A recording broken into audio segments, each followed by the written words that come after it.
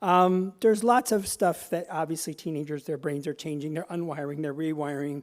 And if we've started one kid unwiring and half rewiring, and then we change their puberty the other way and we're unwiring, so people have been trying to, the Dutch in particular, have been trying to figure out what this does for kids' brains.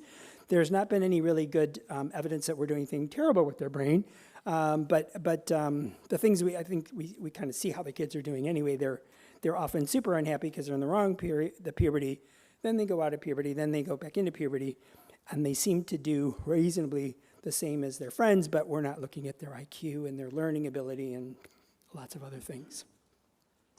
The other biggest problem with the GnRH analogs is that normally puberty is a time of putting the calcium into your piggy bank. So this is how we explain it to families. You've got a piggy bank for your calcium. You better get it all in by 25, because at 25, you're going to live off that piggy bank.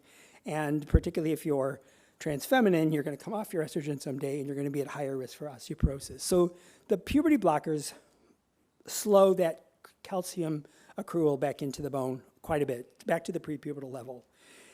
And we do know that even if you look at people now at age 22, this is the Dutch folks and now other folks, even at age 22, if you've done all of this and you've gone off and then you go back on the hormones that you want to have, you have not caught up by age 22, which is about the time you need to fill up your piggy bank. So this is a concern that not everybody is getting their piggy bank completely filled up with calcium. And my question is whether you have any information or studies or a sense for how different or how the gonads would be affected from a fertility perspective if you start puberty blocking at tenure stage 2 versus later, and how you advise your patients and their parents on making a decision from that perspective. Yeah, I think that's the hardest part of what I do. Because of course this is not what's in the mind of a 13-year-old or 15-year-old or even a 17-year-old, because babies are icky and they poop and you can just go to a store and adopt later on, right? They're just like there in that story. So kids have zero idea about their fertility, right?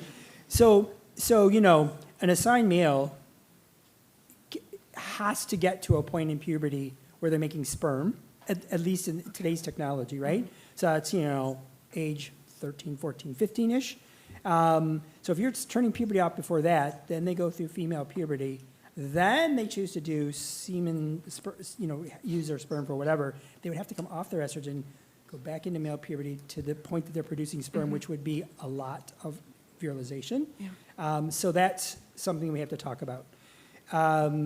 For assigned females who are having periods, when they go on testosterone, we know that there's a very good chance if they come off, and particularly those who are having regular periods, if they go on their testosterone, come off their testosterone, their periods come back relatively quickly, and they can donate an egg or get pregnant, whatever, relatively straightforward.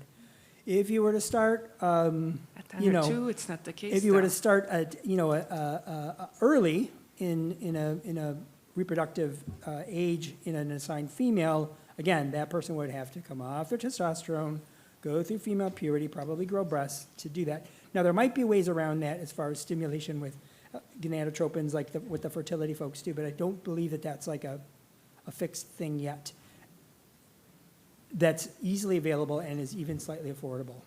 So you can freeze eggs and then later use them, but that's still a very early kind of technology that's quite expensive. But the eggs that you would freeze at 10 or 2, are they even fertile?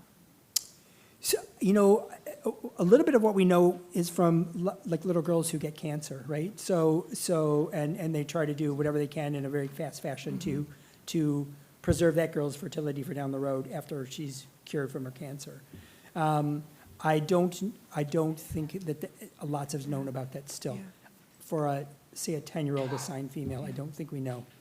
And the complexity in the U.S. context is that for a lot of folks, this would not be covered, and so. Right. Oh yeah. No, it's all self-pay. Exactly. Yeah. Here as well.